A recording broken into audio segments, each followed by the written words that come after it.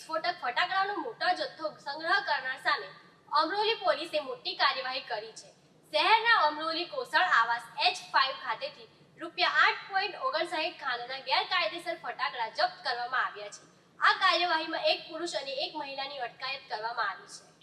તહેવારના સમયગાળા દરમિયાન ગેરકાયદેસર ફટાકડાનો વેપાર અને સંગ્રહ વધારો કરવામાં આવતો હોય છે। આવી પરિસ્થિતિમાં પાસ પરમિટ અથવા સુરક્ષા માપદંડો વગર ખતરનાક અને વિસ્ફોટક ફટાકડાનો સંગ્રહ લોકોની જિંદગી માટે ગંભીર જોખમ ઊભું કરે છે। આવા અનિયંત્રિત સ્ફોટક પદાર્થને કારણે અકસ્માતની શક્યતા હંમેશા રહે છે। આ જોખમને ધ્યાનમાં રાખીને પોલીસ કમિશનરેટ તરફથી ગેરકાયદેસર રીતે સ્ફોટક પદાર્થોનો સંગ્રહ અને વેચાણ કરતા લોકો વિરુદ્ધ કાયદેસર કાર્યવાહી કરવા માટે સૂચનાઓ જારી કરવામાં આવી છે।